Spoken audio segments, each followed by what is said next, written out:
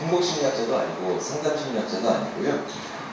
범죄심리학은 하기는 하는데 되게 못합니다. 네. 제가 찍으면 네. 저기 있네요. 네. 제가 찍으면 범인이 아니에요. 뭘 잘하는데 여기 온 거야? 당연히 생각하실 텐데 저는 전공이 인지심리학이라고 하는 걸 전공을 하고 있고요. 재밌는 건 저 같은 상담심리학자, 저 같은 심리학, 인지심리학자가 옆에 지나갈 때 사회심리학자, 문화심리학자, 상담심리학자 이런 분들이 저희들을 이렇게 부르세요. 어이, 이공계 일로 와봐.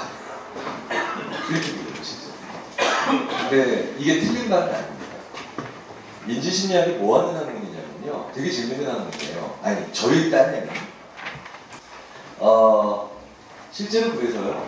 인지심리학 1장에 나오는 사람들은 전부 다 컴퓨터공학과에 나가고 1장에 나오는 사람입니다. 저희가 어떻게 시작된 학문이냐면 1956년 8월 2일 날 미국의 다트머스 대학에서 시작한 학문인데요. 그때 그 1956년 다트머스 대학에 모인 사람들이 바로 인간처럼 생각을 하는 기계를 만드는 게 가능하다고 믿었던 정신나간 사람들이죠.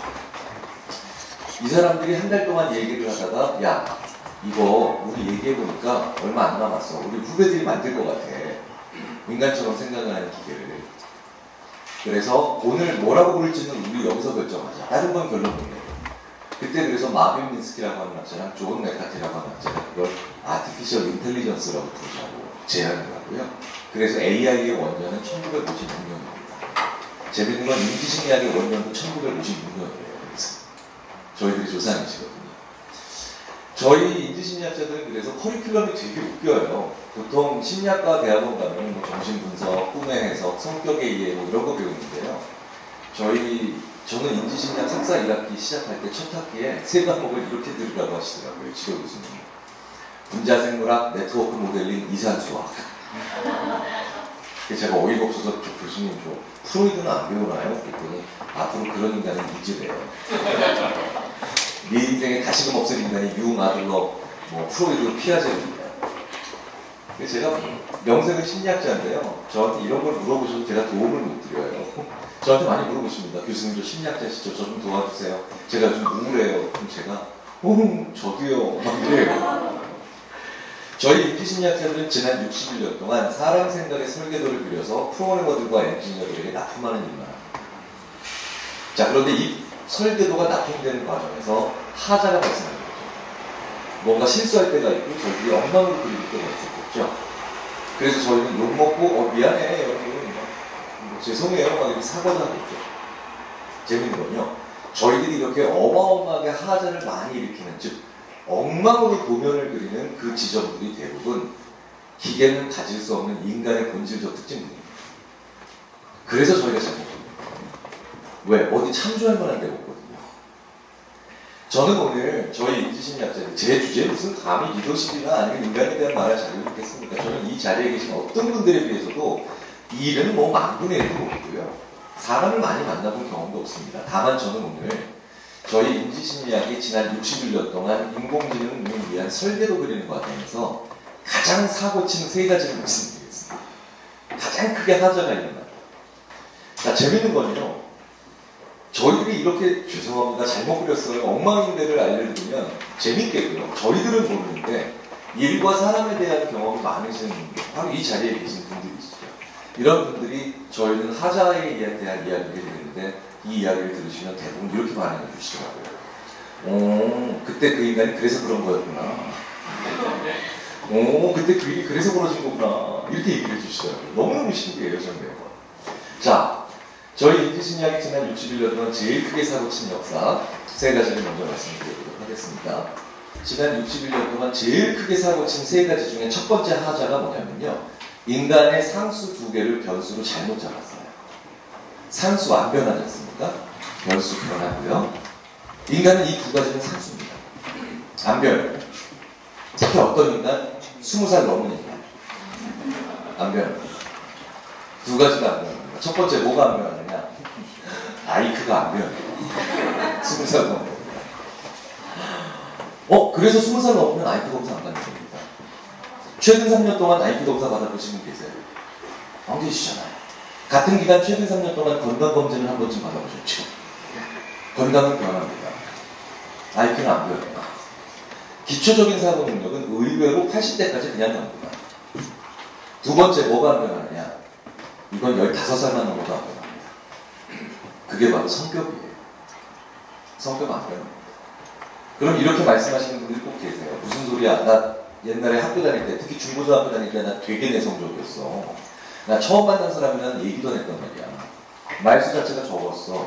나 그런데 내가 내 기억을 한 20년 운영하다 보니까, 또 어떤 분들은 내가 내 조직생활, 직장생활을 한 20년 하다 보니까, 또 어떤 분들은 내가 아이를 한 20년 키우다 보니까, 혹은 가르치다 보니까, 나 이제 말 많이 해요. 이제 외향적인 성격으로 바뀐 거 아니냐? 아니에요. 이건 성격이 바뀌신 게 아니라 사회적인 기술이라는 거죠. 어떤 말을 어떤 맥락에서 어떤 타이밍과 인터벌로 하고 또는 들어야 되는지에 대한 이 커뮤니케이션 능력이 발달되신 부분이지 성격이 바뀌신 건 아닙니다. 그래서 저희 인지심리학자들은 아줌마가 되면 성격이 바뀐다는 말에 1%도 동의를 안 합니다. 아줌마가 되시면 성격이 바뀌시는 게 아니라 절대신공의 커뮤니케이션 능력을 가지고 계시는 거죠. 그리고 이 절대신공의 커뮤니케이션 능력을 확인하시려면 지하철을 타시면 됩니다. 저 지난주에도 놀라운 거 경험을 했어요. 지하철 2호선을 타고 강남역에서 성수역 쪽으로 가고 있는데 제 앞에 60대 중반을 보이는 중년 부인 두 분이 나란히 앉아서 무슨 마치 40년 지기 친구처럼 정겹게 대화를 나누고 계세요. 근데 진짜 놀라운 건 이 두 분이 10분 전에 만났어요. 한 분이 귀신 같은 타이밍에 치고 들어갑니다. 문장 딱 한마디 얘기하셨어요. 어머, 그 가방 참 예쁘네요. 놀라운 의미를 담고 있는 거더라고요. 당신이 이 가방을 언제 어디에서 얼마를 주고 샀으면 이 가방을 산 게 어떤 기쁨과 만족을 느꼈는지를 나에게 상세한 설명을 해줄 용의가 있느냐를 물어보는 문장입니다. 그렇죠? 듣는 분이 더 짧아요, 대답이. 아, 네. 얼마든지 설명해 줄 용의가 있으니 지금부터 잘 들으라는 얘기예요. 그래서 이 두 분은 성수역까지 40분을 그렇게 무슨 이상가족 뭐 거의 아니면 30년, 40년 지기 친구처럼 정겹게 대화를 나누시다가 성수역에서 깨끗하게 헤어지세요. 절대신공의 커뮤니케이션입니다. 이건 나이를 먹으면서 계속 가지게 되는 겁니다. 성격이라는 게 아니에요. 이 두 가지를 묶어서 저희 인지심리학자들은 드디어 언제부터 몇 년, 불과 몇 년 전부터 이 기초사고 능력과 성격을 묶어서 기질이라고 합니다. 심리학자들이 무언가를 기질이라고 볼 때는 무조건 전제 조건 하나를 충족해야 됩니다. 그게 바로 부모로부터 물려받는 유전적 형질이어야만 기질로 부를 수 있습니다. 무슨 얘기냐? 이 자리에 계신 한 분 한 분께서는요, 기초사고 능력, IQ와 성격은 상당 부분을 부모님한테 물려받으신 거고요. 그리고 배우자를 만나게 되시면 자녀에게 물려주시는 겁니다. 조합하셔서 배우자의 것과. 그래서 잘 안 변하고 일찍 결정됩니다. 자, 그런데 이 엄연한 사실에도 불구하고 참 재밌는 건요. 전국의 수많은 부모들이 자기 자녀에게 가지고 있는 가장 큰 불만도 이 두 가지입니다. 넌 머리가 왜 이러니? 넌 승질이 왜 이러? 절대 하시면 안 됩니다. 그런데 이것도 모자라서 한마디를 더 하시죠. 이게 더 최악이에요. 누굴 닮아서. 걔가 누구 닮았겠습니까? 성격과 기초사고 능력은 상당 부분 유전이라는 거 증거 하나만 말씀드려 볼게요. 행복이 유리한 성격이 있죠. 잘 아실 겁니다. 이른바 낙천적 성격의 사람. 이런 사람들 타고나는 거예요. 오죽하면 우리나라 행복심리학자 중에 최고로 유명하신 연세대학교 서은국 교수님이 심리학과에 행복의 기원이라는 책도 아예 쓰셨죠. 진짜 좋은 책입니다. 얇아요. 얇습니다. 이분이 저한테 실제로 술 먹으면서 그러시더라고요. 야, 김 박사. 형 왜요? 너 행복해지려고 노력하지 마라. 왜요, 형? 태어날 때 정해져 있다. 아니 형님 그게 행복심리학자가 할 소리요? 그랬더니 오히려 저한테 화를 내요. 나도 이런 얘기하기 싫었다. 그런데 니네 인지심리학하는 인간들이 이제 인간의 뇌 가지고 파헤치는 바람에 우리가 이런 얘기를 하는 거야. 니들이 원흉이다. 그래서 우리가 무슨 연구하는데? 니네 안 한다마이도 연구하잖아. 요즘. 이해가 됩니다. 우리 뇌 안에 여러 가지 신경전달 물질들이 돌아다녀요.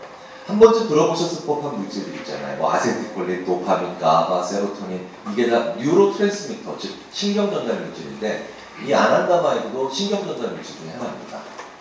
얘는 어떤 일을 하느냐? 얘랑 같은 종류의 일을 하는 사촌동생이 35년 전에 먼저 발견됐죠. 그게 바로 그 유명한 엔돌핀입니다.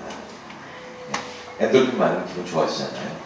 아난다마인드는 파워가 적게 잡는 학자는 8배, 세게 잡는 학자는 거의 40배 이상 강하다고 추정합니다. 그런데 이게 많으면 절대적으로 행복이 유리해요. 실제로 이게 뇌에서 많이 생산되고 활동하는 사람들은요, 얼마나 축복받는 삶을 누리냐면 가정에서든 직장에서든 대인관계에 있어서든 살아가면서 평생 스트레스라는 걸 거의 경험을 안 합니다. 진짜 물어보는 거예요. 슬픈 일을 당해도 쉽게 털고 일어나고요. 이 사람들의 또 다른 특징이 뭐냐? 약물 중독, 도박 중독, 게임 중독자가 안 나옵니다. 왜? 이 사람들은 아무리 미친듯이, 중독이란 게 뭔가요? 죽어라 그것만 하는 거잖아요. 이 사람들은 아무리 미친듯이 도박에 열중하고 있다가도 옆에 떡볶이만 한 접시 들밀어줘도 어이 떡볶이네? 그거 먹어.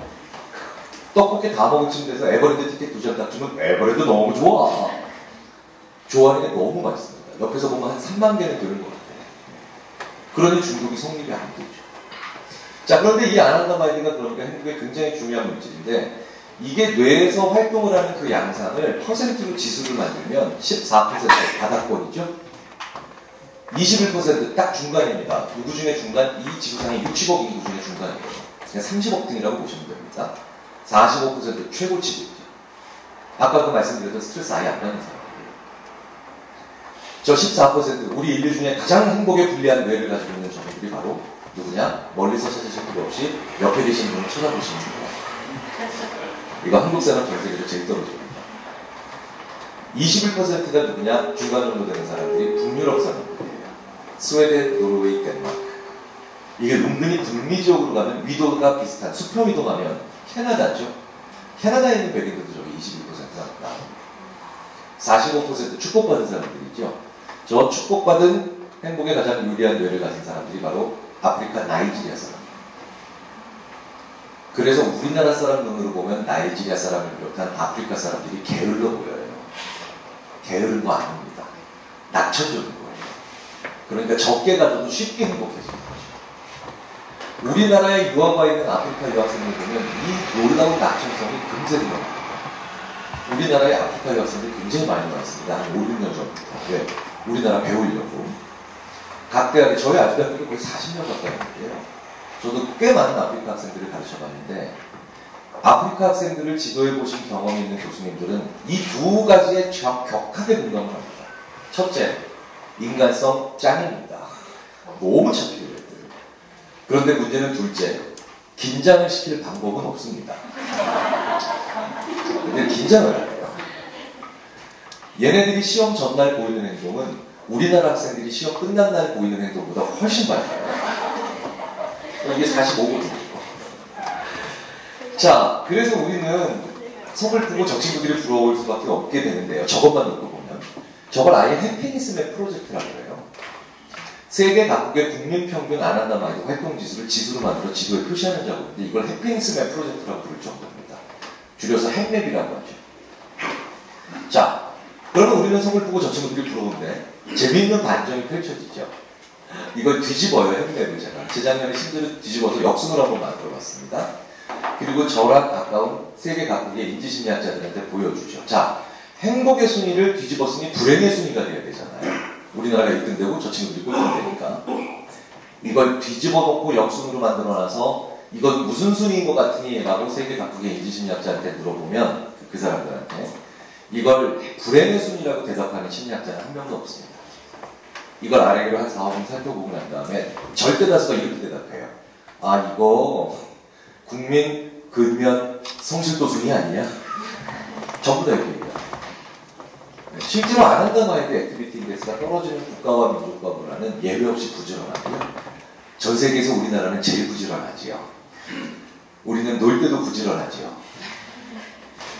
유럽 심리학자들이 실제로 저한테 그렇게 얘기해요. 하소연해요, 거의. 야, 니네 한국 사람들 우리 유럽에 되게 많이 놀러와. 알아, 한국 관광객들 많이 가지. 근데 왜? 니네 한국 사람들 우리 유럽에 놀러오면 복잡한 관광객이래요. 행동은 근로자래요. 아니, 남의 나라에 놀러 왔는데 왜 새벽 4시 반에 일어나냐. 이제 유럽 여행 가시잖아요? 여행사 끼고 가시든 그냥 가시든 한국 사람들 유럽 가면 무조건 4시, 5시에 다 일어나요.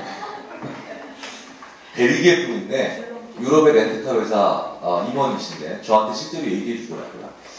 유럽의 렌트카 업체 직원들은 동양인으로 보이는 관광객이 일주일 동안 렌트카를 빌려서 일주일 후에 다 쓰고 반납을 하면 운전한 키로수만 보고도 한국 사람인 걸 바로 알아보시더라고요. 일주일 동안 유럽에서 렌트카 빌려서 3,500km 운전하고 돌려주는 건 우리나라밖에 없답니다. 자, 참고 삼아 서울 북쪽 끝에서 부산까지가 430km입니다. 그런데 일주일 동안 3,500km라고 하면 경이적인 마일리지가 됐다고 차가 반납됐죠. 무슨 얘기겠습니까? 유럽을 광폭 질주하고 있다는 얘기예요. 새로 4시 반에 일어나서 자정까지. 무슨 얘기입니까? 남의 나라 가도 안 변한다는 겁니다. 자, 그래서 이렇게 얘기하는 심리학자도 있는 겁니다. 김정은 박사라고 요 심리학자 이분 많이 아시죠? 예. 그 아내와의 결혼을 후회한다. 그 책 쓰고 지금도 후회하고 있는 분이에요. 이분은 아예 저랑 같은 과 선배죠. 예. 저한테 몹쓸짓 되게 많이 하시는 분이에요. 얼마나 재밌는 분인데요. 이분은 저한테 뭐 섭섭하거나 뭐 아니면 뭐 이놈 가만 놔두면 안 되겠다 이러실 때마다 신문 칼럼이나 자기 책에, 자기 신문 칼럼이나 제 책에 제 실명이 나가요. 가끔은 격하게 외로워야 된다는 책이 최근자리인데 그 책 중간에 심지어 뭐라고 써놓으셨냐면 얘 되게 불쌍한 애다. 이유가 뭐냐면 얘 머리가 너무 크고 다리가 너무 짧다.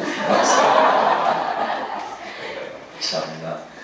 박보검 씨 같은 분한테 그런 얘기 들으면 제가 참 겸허하게 보거든요. 참 이런 분한테 참. 근데 이 김정은 선배는요, 사실 TV에서 보여주는 모습은 되게 막 자유분방하게 얘기를 하는 것 같지만 실제로 제가 아는 한 우리나라 심리학자 중에 1년 독서량이 제일 많아요. 진짜 공부를 많이 하시는 분입니다. 그래서 사실은 다 되게 생각해보면 막 가슴이 서늘해지는 그 촌철살인의 말이 되게 많은데 이 김정은 선배가 몇 년 전에 저한테 실제로 그렇게 얘기하더라고요. 심리학이 인간에 대해서 알아낸 수많은 사실들 중에 하나만 기록으로 남긴다면 너 뭐 남길래? 그래서 제가 아예 아무 생각 없이 네? 딱 이랬더니 자기 저거 남긴대요.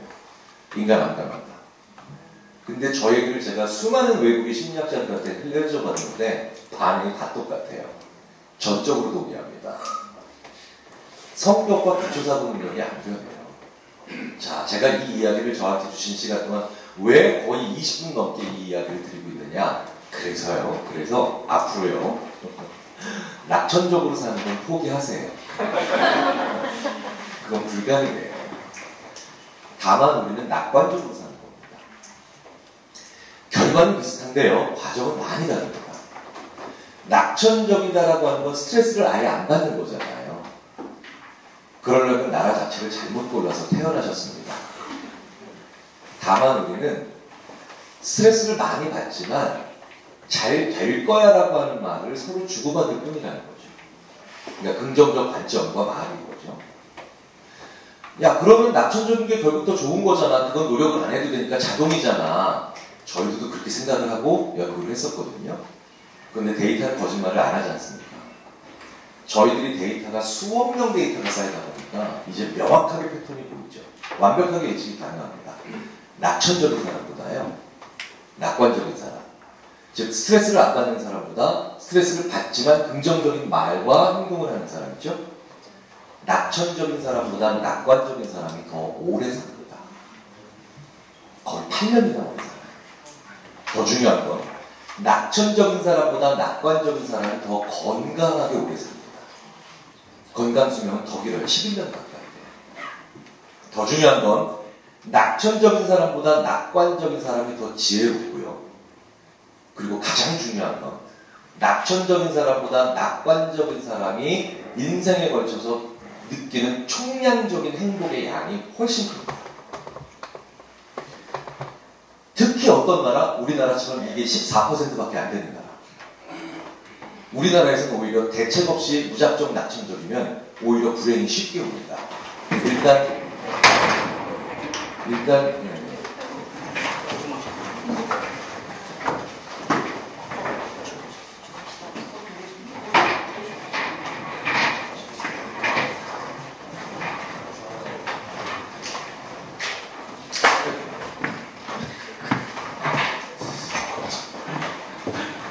낙관성을 이제 보시면 됩니다.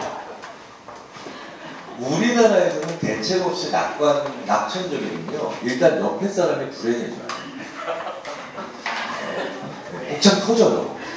네. 그래서 우리나라에서는 낙천적인 사람이 있으면 옆에 있는 사람이 1차적으로 불행해지고 그 다음에 그 사람들이 불행해지니까 본인은 2차적으로 불행해집니다.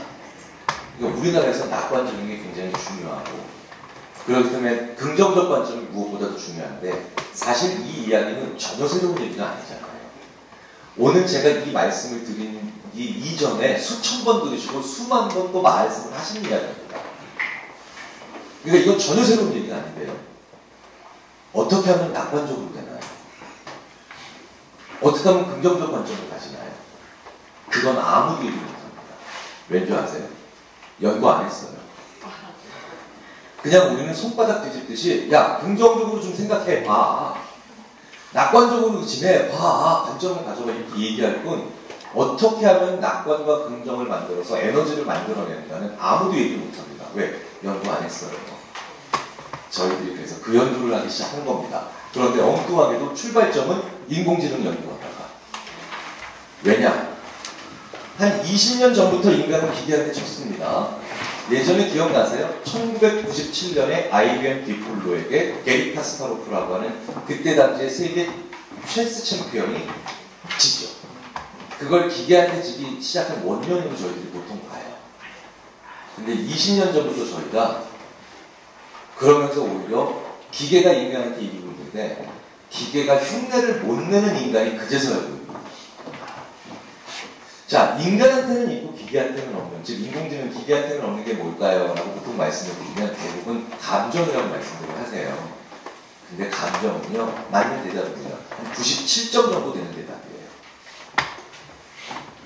인간의 생각을 카피해서 기계에다가 얹어놓는 과정에서 저희가 제일 힘든 거, 감정보다 한 100배는 어려운, 카피가 어렵고 기계에다가 얹어놓는 걸 드디어 발견하죠. 좌절합니다. 지금까지도 이 문제는 1%도 해결이 안 됐습니다. 그게 바로 인간의 욕심이에요. 그러니까 인간의 욕심의 체계를 기계에다가 얹어놓는다는 게 너무너무 어렵다는 거죠. 근데 재밌는 건요. 인간은 이 욕심, 즉 욕구가 있어야만 생각을 시작합니다. 그러니까 무슨 얘기냐. 욕구가 없으면 생각을 안 해요. 아이들이 많이 하는 얘기 중에 멍 때린다는 얘기 많이 들어보셨죠? 이 멍 때린다는 게 아무 생각 없다는 얘기잖아요. 근데 이게 심리학적으로 어떤 상태냐라고 다시 한번 물어보시면 저희들이 이렇게 대답을 합니다. 욕구가 없는 상태. 그러니까 욕구가 없으니까 생각을 시작할 필요를 못 느끼는 겁니다. 그러니까 의외로 무욕구의 상태는 이게 열반의 상태예요. 네, 엄청나게 극도하는 상태니까요. 인간은 욕구가 있을 때만 생각을 시작하고 그 생각으로 다음 관점을 만들어서 행동을 유발하죠. 그게 인간의 시스템입니다. 그런데 기계는 욕구가 없죠. 규칙에 의해서 움직여야 되니까. 그래서 다음 행동을 위한 관점이 안 생기는 거예요. 저희들이 인공지능 연구하는 사람들끼리 우스갯소리인 것 같지만 굉장히 의미심장하게 나누는 농담이 최근에 있습니다. 구글의 알파고가 올해는 커제부단을 이겼죠. 커제부단은 구글의 알파고를 이기고 싶다는 욕구가 끝내 좌절됐습니다. 한 번도 못 이겼어요. 이 알파고가 1년 사이에 이세돌 구단이랑 붙고 다음에 더 똑똑해져가지고. 그래서 커제부단은 결국 그 욕구가 충족이 안 돼서 마지막 날까지도 지고 난 다음에 숙소에서 뭐 했느냐? 술 마시면서 울었어요. 이해되시죠? 그럴 수 있겠다. 그게 커제부단의 다음 행동입니다. 자, 그런데 구글의 알파고는 같은 시각 이세돌 구단을 이기고 싶다는 자기의 욕구가 충족이 돼서 구글 직원들과 함께 축하 파티를 열고 있었느냐? 그냥 전원이 꺼졌어요. 인간처럼 생각을 하는 기계가 인공지능이라는 관점에서 보면 되게 어려운 말도 안 되는 일입니다. 그러니까 지극히 그 다음은 인간 같지 않죠. 이 순간에 인간이랑 비슷한 행동, 심지어 더 인간보다 더 인간처럼 바둑을 뒀는데 다음 행동은 전혀 다르죠. 저희는 그 점을 주목한 거예요. 그래서 인간의 욕구를 다시 뜯어보기 시작합니다. 예전에는요. 인간의 욕구를 메슬로우라고 하는 사람은 욕구의 위계선이다 해가지고 피라미드처럼 보기도 하고요. 그리고 일반적으로는 인간의 욕구를 성욕, 식욕, 금전욕, 명예욕 이렇게 과목별로 나누기도 했습니다. 그렇게 욕구를 나눈 건 인간에 대해서 큰 이해를 못 주더라고요. 저희 인지심리학자들은 인간의 욕구를 아예 생물학적으로 세포 수준으로 나눠서 봅니다. 접근과 회피. 자꾸 욕구, 욕망 이렇게 말씀드리니까 너무 사랑과 전쟁 같잖아요. 그래서 이 욕구나 욕망이라는 표현을 기업에서든 대학에서든 동기라는 표현을 써서 보통 얘기를 합니다. 그러니까 동기부여한다는 게 이런 뜻이잖아요. 그 사람의 욕구를 건강하고 생산적인 방식으로 건드린다. 욕심을. 그래서 찾아보시면 AI에게 동기부여했다는 얘기가 한 줄도 없는 겁니다. 성립이 안 되는 거죠. 자, 그런데 우리 인간은 접근 동기와 회피 동기라고 하는 욕구의 양축을 가지고 있는데요. 간단합니다. 접근 동기는요, 좋아하시는 음식을 드시고 싶을 때, 좋아하는 그 사람을 만나고 싶으실 때, 혹은 내가 좋아하는 그곳에 가고 싶을 때, 이런 모든 종류의 욕구를 아우르는 게 접근 동기입니다. 그럼 반대인 회피 동기는 명확해지죠. 내가 싫어하는 걸 안 만나고 싶거나 막아내고 싶을 때, 내가 싫어하는 그 사람을 피하고 싶은 모든 종류의 욕구, 이걸 회피 동기라고 합니다. 자, 그러면 접근 동기를 건드리는 대화는 이런 거죠. 영희야, 너 이번 기말고사에서 평균 90점 넘기면 네가 좋아하는 제주도를 보내줄게. 접근 동기 건드려서 사람한테 이해를 시키는 겁니다. 그런데 수철아, 왜냐면 영희하면 원래 철수인데요. 철수라는 말을 가급적 안 쓰려고요. 이분이 이제 당대표가 다시 대표를 하셔서 정치인의 이름을 그래도 중요 정치인인데 함부로 입에 담으면 안 되잖아요. 수철아, 너 이번 기말고사에서 평균 90점 못 넘기면 나한테 빠딱 200대 맞자. 이건 회피 동기를 건드리는 거죠. 그러면 똑같은 평균 90점을 넘기라고 주문을 하면서 첫 번째 아빠는 접근 동기를, 두 번째 아빠는 회피 동기를 건드립니다. 어떤 게 더 좋은 방법일까요? 라는 질문에 교육학, 심리학, 경영학 모두 지난 100년간 접근 동기가 더 중요하다 80%, 아니야 그래도 회피 동기 건드려야 돼 20%, 머리 붙잡고 죽어라 싸웠습니다. 말도 안 되는 얘기였더라고요. 그때 달라요. 저희들이 인간의 시스템을 연구해 보니까 그 사람의 접근 동기를 건드려야 그 사람이 나의 말을 듣고 이 사람 진심이구나, 이 사람 이야기 중요하구나 라고 해서 설득의 문을 열 때가 따로 있고요. 또 긍정적인 마음을 가져줄 때가 따로 있고, 반대로 오히려 회피 동기를 건드려야 이 사람 나한테 진심이구나, 이 사람 메시지 중요하구나 라고 해서 긍정적 관점을 오히려 그때 만들 때가 또 따로 있습니다. 그러니까 우리는 이걸 지금까지 몰랐던 거예요. 감히 말씀드리자면 호모사피엔스 인간이잖아요. 호모사피엔스 8만 년 동안. 자, 그래서 우리 인간은요, 그저 어떻게 했습니까? 진심으로 열과 성을 다해서 설득합니다. 진짜 재밌는 건요, 접근 동기 건드려줘야 되는 사람한테 회피 동기로, 회피 동기를 건드려야 되는 사람에게 접근 동기로, 이렇게 엉뚱한 동기를 건드려 놓고 진심으로 그리고 열과 성을 다해서 설득하고 소통하면 놀랍게도요, 갈등의 확률이 올라갑니다. 오히려 실패의 확률이 증가해요. 그게 이유예요. 그러니까 노력과 진심이라고 하는 전가의 보도라고 하는 변수가 오히려 사람과 사람 사이를 오히려 엉망진창으로 만들고 일을 오히려 꼬이게 만드는 경우가 비일비재하다는 겁니다. 실제로 우리 그런 경우 많았지 않습니까? 그래서 저희 인지심리학자들은 지난 20년간 잠시 인공지능 산업의 설계도 납품하는 작업을 잠시 중단하고, 야, 이걸 해결하지 못하면 어차피 우리는 하자투성이인 설계도 납품해. 다시 뜯어. 설계도 만들거든요. 그래서 인간의 욕구를 다시 뜯어보고 접근 동기로 하셔야 되는 상황이 따로 있습니다. 회피 동기로 그 사람과 소통하셔야 되는 순간이 따로 있어요. 20년간 연구해 봤더니요, 수천 개 실험 연구하고 수만 개 시뮬레이션 해봤더니 시간과 자아라고 하는 결정적 변수가 드디어 나옵니다. 변수, 바꿀 수 있는 것들이라는 거예요. 성격과 사고 능력이 아니라는 겁니다. 설득과 소통과 지혜.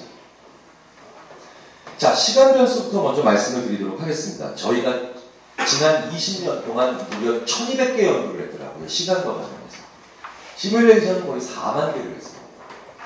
그리고 20년 동안 그렇게 많이 연구하고 시뮬레이션에서 저희는 그 결과로 이 그림을 한 장 달라고 얻었습니다. 자, 접근 동기가 더 설득과 긍정의 힘을 만들어내는 구역이 따로 있고요. 오히려 회피 동기가 더 설득하고 긍정적인 마음을 만들어내는 그 구간이 따로 있죠. 그 구간을 나누는 기준이 바로 시간이더라고요. 자, 이쪽이 현재입니다. 그러니까 지금이죠. 이쪽으로 갈수록 미래예요. 자, 그러니까 여기 있는 일들은 뭐겠습니까? 지금의 일, 지금 해야 되는 일, 결과도 빨리 볼 수 있는 일, 그리고 저쪽으로 가는 일일수록 뭐겠습니까? 오래 해야 되는 일, 길게 해야 되는 일입니다. 결과나 결실도 먼 미래에 볼 수 있는 일들이죠. 보시면 아시겠지만 길게 해야 되는 일일수록, 오래 해야 되는 일일수록, 그 투자의 결실을 나중에나 볼 수 있는 일일수록 그 사람이 뭘 좋아하는가를 알아야 그 사람의 마음을 움직입니다. 접근 동기 건드려야 된다는 거죠. 그런데 반대로요. 지금 해야 되는 일, 결과도 빨리 볼 수 있는 일들은 그 사람의 회피 동기를 건드려야 그 사람의 마음의 문이 열립니다. 즉, 그 사람이 뭘 좋아하는가를 아는 건 중요한 정보가 아니 되는 거죠, 이제. 그 사람이 무엇을 무서워하고 무엇을 싫어하는지를 알아내서 그걸 안 만나기 위해서, 피하기 위해서, 막아내기 위해서 그걸 합시다라고 얘기를 해주셔야 일반적인 대화, 회의, 심지어 광고의 카피, 더 나아가서 정부의 아젠다까지도 그래야 힘을 쓰는 겁니다. 분야를 가지고. 저희는 이 한 장의 그림을 얻기 위해서, 이 사실을 알아내기 위해서 지난 20년 동안 무려 1200개의 실험 연구와 말씀드렸다시피 4만 개 가까운 시뮬레이션을 통해서 이걸 최근에 간신히 알아내고 뿌듯해하고 있었는데요. 이걸 저희들보다 한 발 앞서 알아내신 저희들의 라이벌이자 위대한 분들이 이미 계시더라고요. 그분들이 바로 보험회사예요. 보험회사가 정확히 이렇게 팔고 계세요. 저희들이 1990년대와 2000년대 초반까지의 보험회사의 두 가지 종류의 광고에 대한 컨셉을 비교해봤는데 시행착오를 실제로 겪긴 하셨습니다. 그런데 이제는 완벽하게 가이드라인을 설정하셨더라고요. 은퇴설계 프로그램과 실손보험은 이제 완벽히 광고에 현대화합니다. 돈 열심히 벌어서 먼 미래 혜택보는 은퇴설계 프로그램은 이제 단 한 개의 회사도 예외 없이 접근 동기만 건드리고 있죠. 행복한 노후의 원더풀 라이프만 보여줍니다. 무조건 기본 컨셉은 이렇게 살고 싶으시는 거예요. 실손보험, 실비보험 광고 중에 그런 광고는 이제 단 한 개도 존재하지 않습니다. 무조건 기본 컨셉은 이럴 걸 안 당하시는 거예요. 회피동기 겁니다. 자, 그래서 보험회사를 저희 심리학자들은 몇 년 전부터 이렇게 부릅니다. 실전 심리학자. 이분들이 이길 방법이 없습니다. 자, 그런데 문제는 재밌는 건 금융이나 보험상품 기준이 있지 않습니까? 길고 짧은 게 사람과 사람 사이에서는 시간의 기준이 그렇게 간단하지가 않다는 게 문제입니다. 제가 대답할 가치도 못 느끼실 정도로 말이 안 되는 질문 하나 드려볼게요. 이게 대답하는 게 얼마나 말이 안 되는 질문이겠습니까? 1년이 길까요? 짧을까요? 말도 안 되는 질문이죠. 이 친구야 그게 어떤 사람한테는 길고 어떤 사람한테는 짧지. 그럼 더 재밌는 건 같은 사람인데도 1년이 길 수도 있고 짧을 수도 있어요. 고등학교 1학년 때 1년 금방 가셨나요? 지난 1년 금방 가셨나요? 지난 1년은 후딱 갔습니다. 그냥. 작년 이맘때 찍으신 사진 보면 엊그제 찍은 것 같아요. 고등학교 1학년 때 1년 잘 안 갑니다. 물론 이것보다도 영원히 안 가는 1년도 있죠. 군대 1년이라고. 영원히 안 갑니다. 무슨 얘기냐?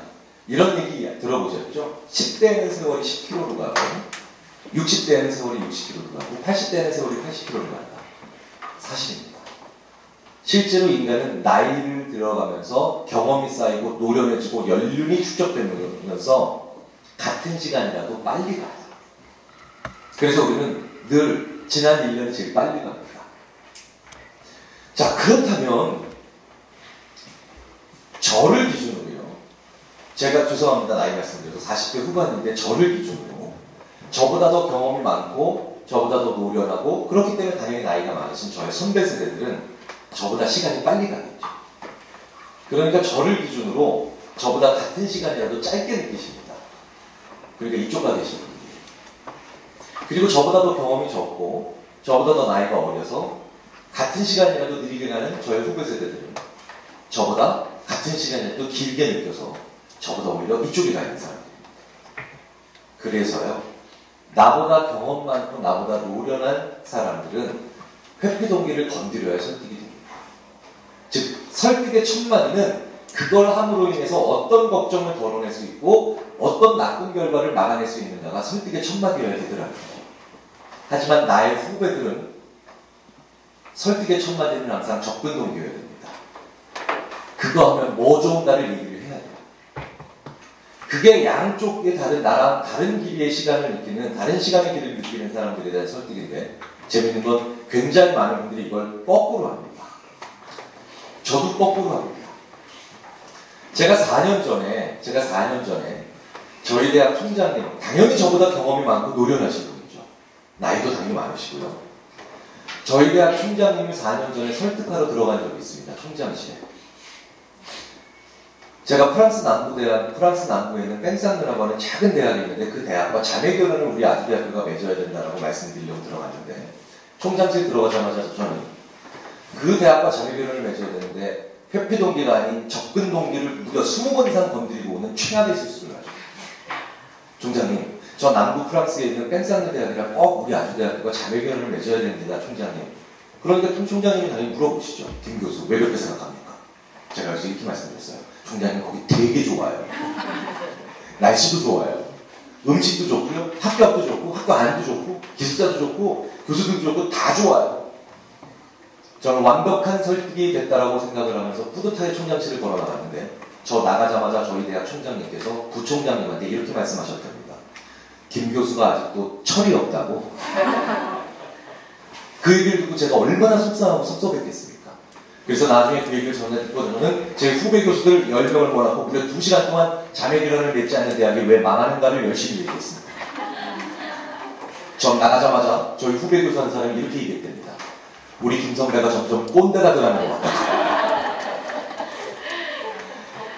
나와 전혀 다른 시간의 길이를 느끼고 있는 분들에게 전혀 엉뚱한 동기로 우리는 열과 성을 다해서 설득하고 있지 않나를 한번 돌아볼 필요가 있게 되는 거죠. 자, 두 번째, 이게요, 인간의 자아와도 상호작용합니다. 자아, 1인칭, 단수, 복수, 즉 나와 우리죠. 결론부터 먼저 말씀을 드리면요, 나는 접근 동기의 자아예요. 좋은 거 가지고 싶은 자아. 우리, 회피 동기의 자아입니다. 나쁜 거 막아내고 싶은 자아예요. 실제로 실험이든 일상 대화든 그래서 결과가 이렇게 나옵니다. 나중에 친구분들한테 한번 물어보십시오. 친구야, 너 어떻게 살고 싶니? 이러면 나 행복하게, 나 성공하고 싶다, 야. 감동적인 인생을 살고 싶단다. 있으면 좋은 것들을 얘기하죠. 접근 동기입니다. 그런데 친구야, 너를 포함해서 너희 가족은 어떻게 지냈으면 좋겠니? 라고 물어보시면 대답이 틀려집니다. 우리 가족은 평화롭게, 안전하고 무탈하고 화목하게. 보십시오. 나는 좋은 걸 가지고 싶어 하는데 인간은 우리가 되면 나쁜 걸 막아내고 싶어요. 둘 다 중요하죠. 좋은 일은 일어나야 되고 나쁜 일은 막아야 되니까. 그런데 문제는 이 둘 중에 하나가 밸런스가 있어야 되는데 어느 하나의 자아만 너무 강조하거나 많이 쓰면 착각이 만들어지기가 쉽다는 겁니다. 특히 어떤 자아? 회피동기랑 궁합이 맞는 우리라고 하는 자아예요. 이 우리라고 하는 말을 전 세계에서 가장 사랑하고 놀라울 정도로 많이 쓰는 나라가 실제 존재하지요. 어떤 나라인지 이미 다 알고 계십니다. 어느 나라일까요? 우리나라예요. 우리나라. 우리나라에는요, 우리와 관련된 놀랍고도 외국인들에게는 충격적인 표현들로 가득 차 있습니다. 그런데 우리는 다 쓰죠. 개의치하고 씁니다. 다들 쓰실 겁니다. 저도 씁니다.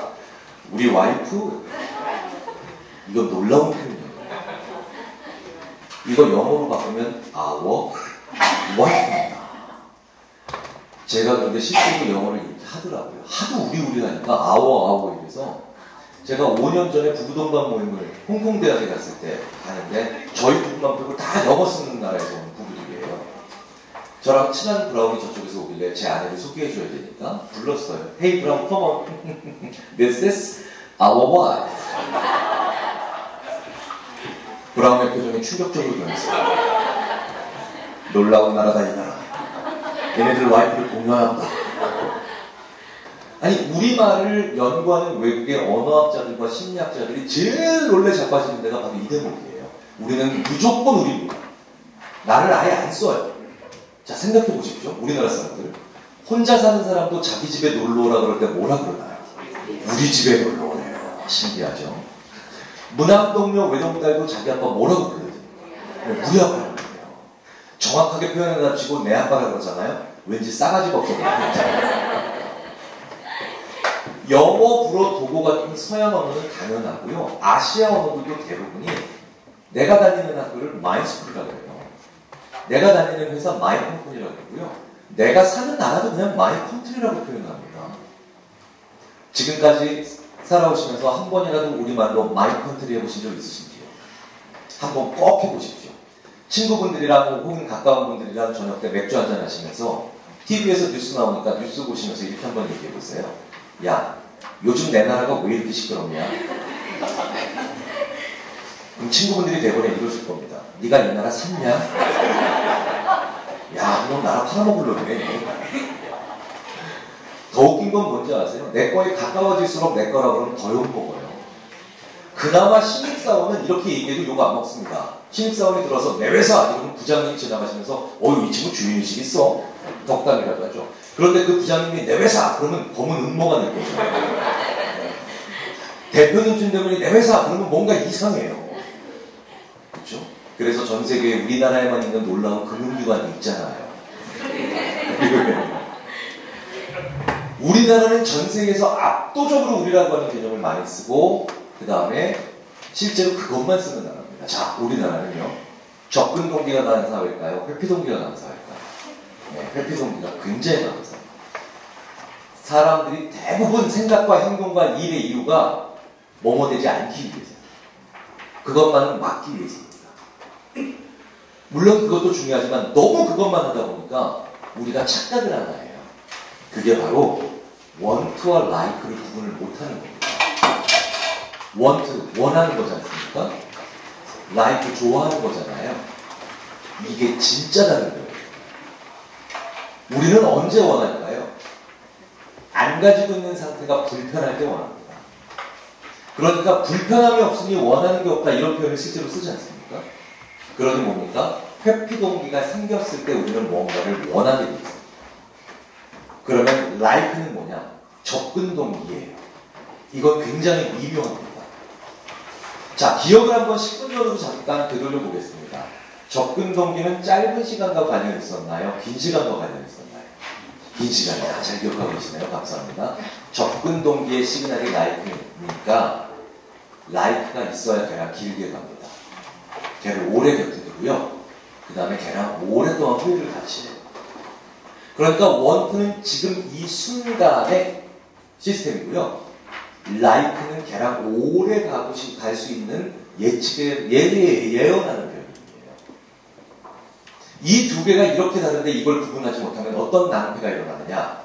리더 팔로우 관계든 부모 자식 관계든 심지어 기업과 고객의 관계든 예상과는 완전히 다른 결과가 일어나서 허탈해지고 허망해지면 심지어는 배신감이 있게 됩니다. 제가 지금까지 수많은 리더분들께 혹은 CEO분들께 혹은 오너분들께 수많은 심지어 선생님들께 배신감을 너무 깊게 가져서 왜? 누구? 자기 자녀, 자기 부하, 자기 자식에게 배신감으로 너무 크게 상처받으신 분들을 정말 많이 만나는데 실제로 그 부하, 그 자녀, 그 학생이 크게 잘못한 경우도 있지만 의외로 많은 경우는요.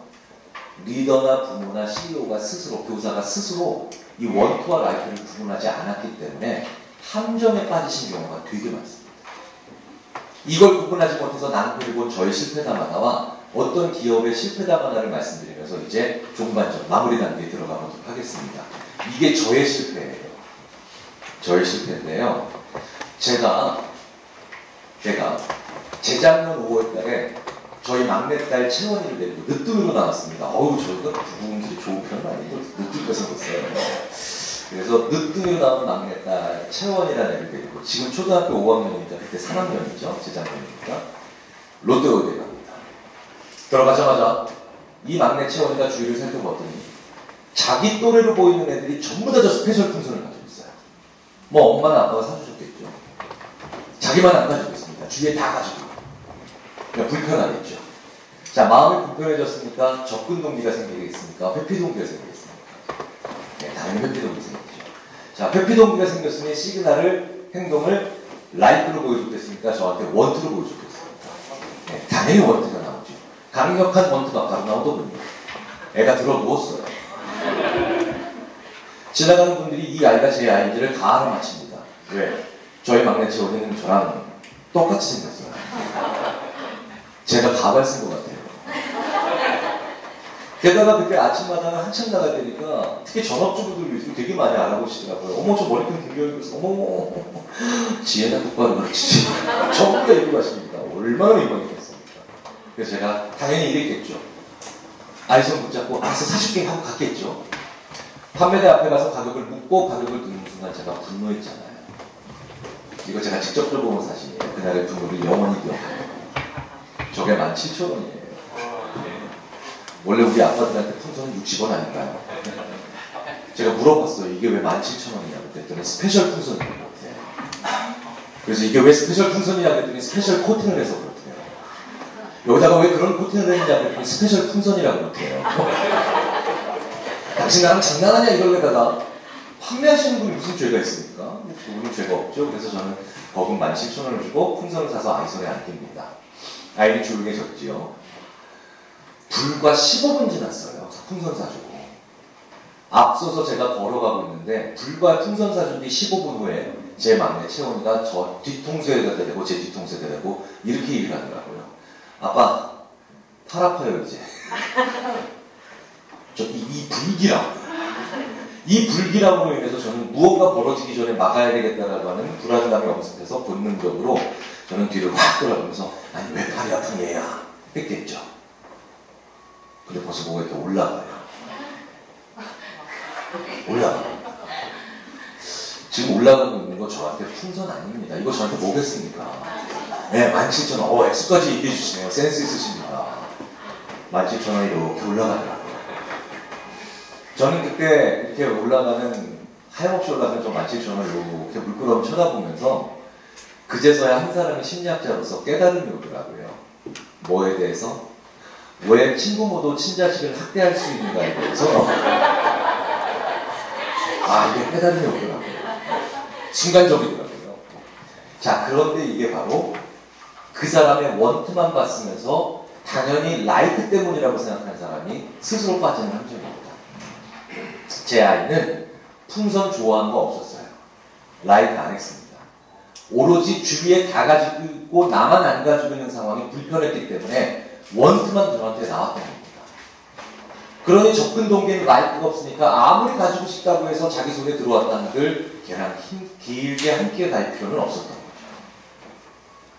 제가 그때 조금만 더 지혜로운 부모였다면 저는 아이의 원투만 보고 당연히 라이크도 있겠거니라고 생각하고 풍선을 사주기 전에 저는 아이의 라이크를 한번 확인을 해야겠죠. 아이가 왜 불편해합니까? 주위에 다 가지고 있고 나만 안 가지고 있잖아요. 그러니 이 아이 손을 붙잡고 저는 풍선 사주기 전에 주위의 다른 아이들도 풍선을 안 가지고 있는 곳으로 함께 걸어가야 됩니다. 자, 그러면 이 아이 입장에서는 나만 안 가지고 있는 상태로부터 벗어나는 거죠. 회피동기는 충족됩니다. 그곳에 가서 더 이상 풍선을 기억하고 있지 않고 얘기하고 있지 않다는 것은 이 아이는 원투만 있었다는 거고요. 저는 그곳을 감으로 인해서 자연스럽게 상황은 종료가 됩니다. 저의 17,000원이 세이브가 된다는 거죠. 그런데 그곳에 가서도 여전히 풍선을 기억하고 있고 얘기하고 있고 떠올리고 있다면 이 아이는 풍선을 라이크까지도 하는 거죠. 그건 줘야죠. 이 두 가지 종류를 구분하지 않아서 자기의 소중한 시간, 돈, 그 외의 노력, 심지어는 진심, 수많은 자기의 자원을 허망하게 낭비하고 계신 저 같은 부모, 저 같은 리더, 저 같은 CEO, 심지어는 저 같은 정치적인 지도자들을 무수히 많이 봅니다. 그 결과는 내가 죽어도 배신감을 느낀다는 거죠. 자, 그럼 따로따로 확인하셔야 됩니다. 근데 재밌는 건 이걸 저만 못하는 게 아니라서 제가 흐뭇합니다. 이 기억은요, 저는 아이의 원투만 보고 라이크도 있는 줄 알았다가 치도금 당했잖아요. 이 기억은 반대로 사람들의 라이크만 보고 원투도 당연히 있는 줄 알았다가 한 2년 반 동안 거의 문 닫을 뻔했죠. 제가 일부러 CD 나오는 장면을 가져봤습니다. 왜? CD 없이 그냥 일반적인 일반 평범한 상태를 보여드리면 굉장히 많은 분들이 이렇게 얘기하시더라고요. 애플이 드디어 공기청정기 산업에 뛰어들어간다. 아니다, 애플이 비밀리에 김치 냉장고를 만들고 있다. 파워맥 G4 큐브라고 하는 데스크탑입니다. 컴퓨터예요, 데스크탑. 우리 일반적으로 쓰는 데스크탑이죠. 근데 디자인이 참 모던하게 생기지 않았습니까? 실제로 역사상 가장 사람들이 많이 좋아했던 디자인입니다. 너무너무 좋아하는 디자인. 그런데 이 디자인이 공개된 해가 더 놀랍죠. 장신품으로서도 손색이 없을 저 디자인이 나온 해가, 공개된 해가 2014년도도 아니고 2010년도 아니고 저게 1999년에 나온 디자인이에요. 그러니까 무려 18년 전에 저런 디자인을 할 수 있었던 회사입니다. 애플이. 그러니까 디자인 능력 하나는 정말 경이적인 회사입니다. 자, 그런데 제가 이렇게 표현을 드렸잖아요. 디자인이 공개됐다. 무슨 얘기냐? 제품은 아예 없었어요. 애플은 장난기가 발동한 겁니다. 1999년에. 야, 사람들이 이런 디자인을 어떻게 좋아할까? 좋아할까? 싫어할까? 그래서 그저 소비자들의 반응을 보기 위해서 제품도 전혀 없었는데 그저 디자이너들한테 얘기해서 우리는 이런 컴퓨터를 만들지도 몰라! 라고 하는 카피와 함께 1999년에 미국 전역에 있는 맥킨토시 매장에 그냥 걸은 거예요. 인쇄물로. 자, 그런데요. 놀라운 현상이 발생되죠. 지금 봐도 아름다운 저 애플의 파워맥 G4 큐브라고 나중에 이름 붙여지는 저 디자인을 1999년에 본 미국인들은 맥킨토시 매장을 그냥 지나치지를 못합니다. 발걸음을 멈추고 넋을 잃고 좋아하면서 쳐다봐요. 어느 정도 넋을 잃고 좋아하면서 쳐다봤냐면 자기 코끝이 쇼윈도우에 닿는 것도 모른 채 하도 비비면서 쳐다봐서 매장 직원들이 2시간 혹은 3시간마다 나와서 걸레로 코 기름기를 집었습니다. 그렇게 라이크했습니다. 자, 그러니 애플의 판단은 당연히 뭐였겠습니까? 만들자. 원래 계획이 없었을 때 만들자. 이렇게 라이크하니 만들기만 하면 대박 원튼하겠다. 애플은 그래서 총력을 기울여서 그 다음 해에 실제로 이걸 만들어서 파워맥 G4 큐브라고 이름을 붙여서 출시하죠. 야심차게 2년 반 동안 생산된 양에 비해서 단 8% 팔았습니다. 92%가 재고로 남은 겁니다. 제조업에서 이게 얼마나 끔찍한 재앙인지는 너무나도 잘 아시죠. 실제로 검색해 보십시오. 나중에 쉬는 시간에 제 강의 좀 있으면 끝나니까 쉬는 시간에 파워맥 G4 큐브라고 한번 검색해 보시면 모든 기사와 블로그에서 애플 역사상 최악의 실패작으로 꼭 검색돼 나옵니다. 무슨 얘기겠습니까? 그렇게 라이크했는데 조금도 원하는 사람은 없었다. 왜? 애플도 저 같은 실수를 똑같이 한 거예요. 원투와 라이크가 얼마나 다른 과정을 거쳐서 만들어지는 시그널이고 그렇기 때문에 따로따로 확인을 해야 되며 각기 따로따로 추진을 해야 되는 일인가를 전혀 몰랐던 겁니다. 자, 컴퓨터에서 디자인은 와 좋다 예쁘다 접근 동기를 건드리죠. 하지만 컴퓨터의 여러 가지 구석들 중엔 접근 동기와는 아무 상관없고 오로지 일어나면 안 되는 일을 막아내는 즉 회피 동기를 만족시키는 장치들도 있겠죠. 대표적인 게 이런 거겠죠. 컴퓨터 데스크탑 전원 버튼을 앞에서 누르시면 뒤에서 선풍기 같은 게 웽 하고 돌아갑니다. 팬이죠. 발열을 막는 장치. 회피 동기죠. 애플은 무려 8만 대를 출시하고 난 다음에야 자기네들이 컴퓨터 업계 역사상 영원히 기록에 남는 엽기적 실수를 저질렀다는 걸 그제서야 발견합니다. 팬을 안 달았어요. 저 애플의 파워맥 G4 큐브에는 팬이 없습니다. 어쩐지 자리가 남더라. 역사상 가장 극악한 발열 현상이 일어나죠. 5시간 이상 펴놓으니까 뒤에 금이 갔다는 소리자까지 나왔어요. 누가 원택했어요? 아무리 좋아해도 일어나면 안 되는 일이야 라고 생각하는 것들이 일어나면 그걸 못 막으면 누구도 원택하지 않는다. 애플은 궁금해졌죠. 어떻게 도대체 이 말도 안 되는 실수가 일어났을까? 1년 가까이 어떻게 누구도 이런 말도 안 되는 짓을 막지 못했을까? 역학조사에 들어갔는데 원인은 간단하죠. 우리식으로 단순하게 풀이하자면 좀 간편하게 풀이하자면 이런 겁니다. 1999년에 이 파워맥 G4 큐브라고 하는 것에 나중에 이름 붙여주는 저 디자인에 보여준 미국인들의 그 경이적인 라이크를 보면서 전체 구성원들이 전부 다 눈을 감은 거예요. 어디에? 회피 동기를 만족시키는 장치들에 대한 이야기예요. 계속 뒤로 밀리죠. 우리 루치하면 이런 겁니다. 부장님, 팬은 어디다 달까요? 좀 이따 얘기하자. 부장님, 차장님, 팬은 언제 달까요? 나중에 얘기하자. 이러다가 출시 직전에야 드디어 자기네들이 다 만들어 놓고 팬이 없다는 걸 발견하는데 그 다음부터는 더 기가 막힌 일이 벌어지죠. 자기들끼리 위안하면서 속여요. 어떤 직원이 팬이 없으니까 소음은 줄어들어서 소비자들이 좋아하지 않을까요? 라는 이야기를 남겼는데 사내망에 수많은 사람들이 좋아요 버튼을 누르시는 겁니다. 그래서 끝까지도 팬이 없는 컴퓨터가 그대로 나간 거예요. 그래서 애플 역사상 최악의 실패작이 되고요. 2000년부터 2003년 초반까지 2년간 동안 애플이 굉장히 힘들었습니다. 자, 그런데요. 이렇게 애플 역사상 최악의 실패작 중에 하나를 꼽히는 저 희대의 실패작 파워맥 G4 큐브, 즉 아무도 원탄하지 않았던 저 파워맥 G4 큐브를 미국인들이요. 무려 17년이 지난 오늘까지도 그렇게도 라이크합니다. 왜? 접근 동기라 필이 오래 가요. 오래 갑니다. 얼마나 오래 가겠느냐. 지금 이걸 네이버나 구글이 아닌 이베이에서 쳐보세요. 이베이가 뭡니까? 미국 사람들 중국 인터넷 거래하는 데죠. 이베이에서 검색해보시면 지금도 활발하게 거래되고 있다는 걸 알 수가 있습니다. 얼마 전에 보니까 상태 좋은 건 200불이 넘더라고요. 그러니까 거의 25만원 가까이 됩니다. 지금 25만원, 30만원 주시면 태블릿을 굉장히 좋은 걸 삽니다. 그런데 어떻게 말도 안 되는 17년 전에 나왔던 컴퓨터, 그것도 최악의 실패작을 25만원씩 주고 삽니까, 사람들이. 정신 나간 사람들이죠. 그런데 엄연한 사실입니다. 더욱 이건요.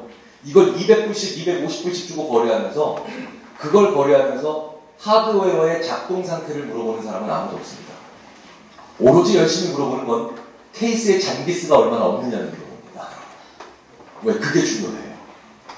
그래서 미국 사람들은 20만원, 30만원씩 주고 이 파워맥 G4 큐브를 구매하면, 심지어 경매에서 가져오면 자기네들 집에 배송되는 순간 2017년 오늘도 이렇게 다양한 방식으로 라이크들을 하고 있습니다. 컴퓨터 쓰는 사람 아무도 없다는 거죠. 자, 이렇게 사람의 접근 동기와 회피 동기는 중요한 단서입니다. 회피 동기와 자아의 시간과 접근 동기의 자아와 시간에는 정말 접근 동기로 대화하셔야 됩니다. 회피 동기의 자아와 시간한테는 정말 회피 동기로 접근하셔야 되겠죠. 문을 여셔야 됩니다. 그리고 그것을 위한 첫 번째 단계는 원투와 라이크의 얼마나 다른가를 구분하신다는 거죠. 자, 그런데 제가 원래는 올해 불과 여름까지만 해도 여기서 강의가 끝났는데요. 저 아직 안 끝났습니다. 저 몇 분 더 할 거예요. 한 슬라이드를 더 보시죠. 왜냐하면 지난 20년도 아니고 지난 몇 년, 불과 몇 년 동안 저희 인지심리학자들이 밤을 새서 연구하는 정도가 아니라 눈물을 흘리면서 감동하면서 연구하는 대목이 하나 있어서, 그리고 그 연구는 이제 나라고 하는 사람을 내 주위에 있는 사람들로 하여금 나를 원하게 만들고 좋아하게 만드는 방법은 수천 수만 가지가 있었지만 우리가 지금까지 조금도 생각을 못했던 너무너무 사소하지만 강한 힘을 발휘하는 습관 하나가 있어서 오늘 그걸 말씀을 드리고 제가 마치도록 하겠습니다. 바로 이 장면인데요. 진통제 드셔보신 적 다 있으시죠? 뭐 예를 들어서 내가 교통사고 당해서 허리가 너무 아프다. 그러면 진통제 드셔야 되잖아요. 자, 그런데요. 내가 교통사고를 당해서 허리가 너무 아플 때 진통제를 드시면 그 약효는 사실 허리로 가는 걸까요? 사실 뇌로 가는 걸까요? 네, 뇌로 가는 겁니다. 허리는 아픈 거 몰라요. 우리 뇌의 엔테리어 싱귤레이트라고 하는 고통의 중추. 의학에서 이미 예전에 밝혀냈죠. 엔테리어 싱귤레이트와 같은 이 고통의 중추가 거기에 있는 세포가 활동을 하면 우리는 내가 지금 다친 곳, 피가 나는 것을 아프다고 느끼는 겁니다. 그러니까 아주 국부적인 마취제가 아닌 이상은 대부분의 진통제는 교통사고 당해서 허리가 아플 때 허리로 가는 게 아니라 이 엔테리어 싱귤레이트라고 하는 곳을 진정시키러 가는 거죠. 그럼 우리는 통증을 안 느끼기도 하고 덜 느끼기도 합니다. 자, 그런데 이건 잘 알려진 의학적인 기전인데요, 이제. 최근에 흥미로운 사실이 발견이 되죠. 이렇게 뼈가 부러지거나 살점이 떨어질 때, 떨어져 나갈 때 우리는 큰 고통을 느끼기도 하지만 우리 인간이기에 이런 뼈와 살에 조금도 상처기가 없는 때도 고통스러울 때가 있더라는 거죠. 너무나도 잘 아시겠지만 그게 바로 이별하고 있을 때와 갈등하고 있을 때인데요. 사랑하는 사람과 헤어져 보신 분은 이 이별의 고통이 얼마나 큰지 당연히 잘 아시고 계시고요. 사랑하는 가족과 사별해 보신 분은 이 고통을 말할 필요도 없이 정말 크게 느끼실 겁니다. 내가 참 형제자매처럼 친하게 지냈던 동료가 다른 직장으로 떠나가거나 아이들이 전학 갈 때도 못지않은 고통을 느낍니다. 이별의 고통. 또 다른 고통이 있습니다. 갈등의 고통. 저 사람이 나한테 자꾸 몹쓸 말합니다. 나를 자꾸 뒤에서 험담해요. 혹은 나한테 상처되는 말을 합니다. 혹은 내가 어떤 아이디어나 의견을 내놓으면 꼭 반대만 하기도 하고 트집 잡고 어떻게 하면 하여튼 딴지를 거는지 이 모든 것들은 갈등의 고통이죠. 자, 이별과 갈등은 물리적인 상처가 아님에도 불구하고 참 큰 고통, 사람 때문에 겪는 고통인 걸 너무나도 잘 알고 계실 텐데 이렇게 이별 혹은 갈등에서 사람 때문에 고통을 겪고 있을 때는 뇌에서 어디가 활동을 하는가 이걸 봤더니 의외로 똑같습니다. 엔테리오 싱글레이트예요. 그러니까 우리 뇌는요, 교통사고 당해서 허리가 아픈 것과 이별 혹은 갈등에서 사람 때문에 고통을 받는 것을 하드웨어적으로는 크게 구분을 하지 않는다는 겁니다. 자, 그런데 교통사고 당해서 허리가 너무 아프실 때 이때 진통제 드시는 효과가 있잖아요. 이별이나 갈등을 하고 있기 때문에 사람 때문에 이렇게 고통스러울 때 진통제를 드시는 효과가 있느냐? 있어요. 저희가 그래서 깜짝 놀라요.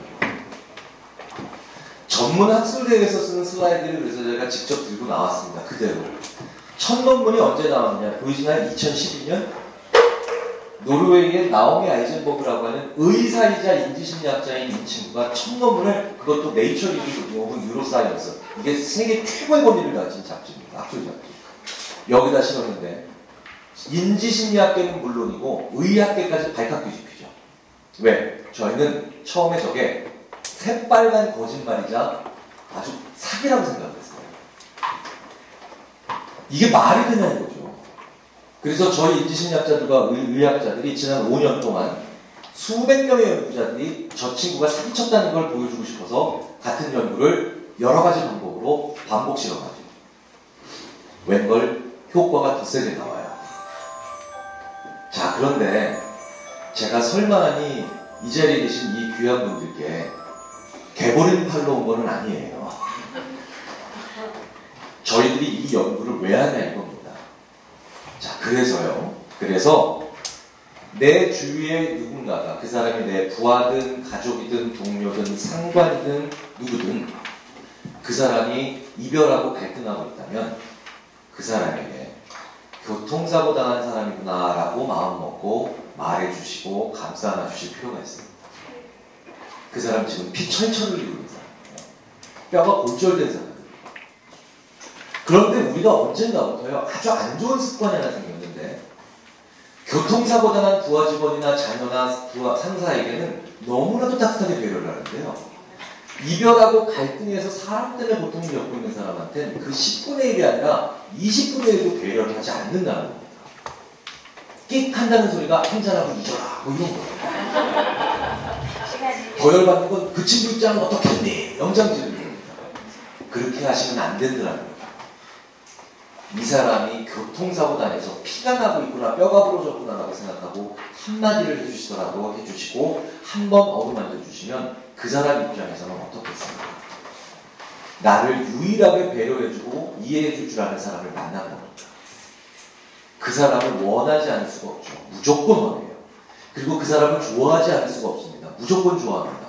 절대 배신하지 않습니다. 왜냐? 그 이유는 5년 동안 관찰되다가 불과 2달 전에 그 이유가 밝혀지죠. 우리가 지금까지 살아오면서요, 나의 이런 사람 때문에 겪는 고통, 이별이나 갈등할 때 마치 나를 다친 사람처럼 보듬어줬던 분이 한 분 계십니다. 우리 인생에. 대부분 그분이 어머니죠. 엄마예요. 2달 전에 어떤 연구자가 놀라운 결과를 하나 발견하죠. 내가 이렇게 사람 때문에 고통을 겪고 있을 때 나를 마치 다치고 피 흘리는 사람처럼 대해주는 한마디를 하는 그 사람을 마주보고가 있을 때 그때의 뇌를 놓치지 않고 찍어보니까 엄마라는 단어를 들을 때와 같은 반응이 나오더라는 겁니다. 우리는 엄마를 원하고 좋아하잖아요. 그 사람을 배신을 못한다는 겁니다. 그러니까 사람은 이런 식으로 내 편으로 만들어야 되는 게 아닌가라는 생각이 들더라고요. 한 말씀만 더 드리고 마치겠습니다. 그러니 이 자리에 계신 한 분 한 분께서도 나 자신이 이별하고 갈등해서 이렇게 사람 때문에 고통을 겪고 있다면 나 지금 피나고 있고 나 뼈 부러진 거고 나 교통사고 당한 사람이에요. 그러니 나 자신에게도 내 몸에게도 그만큼의 배려를 하셔야 됩니다. 나로 하여금 좀 더 쉬게 만들어 주시고요. 나로 하여금 좀 더 좋은 거 맛있는 걸 먹게 해주시고요.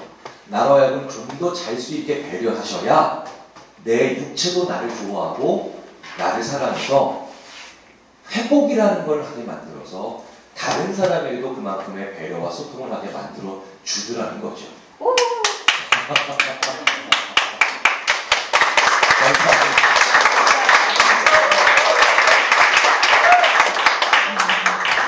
여기까지 한번 말씀을 드려보고 싶어서 여기까지 왔습니다.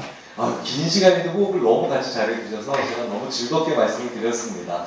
마치겠습니다. 감사합니다.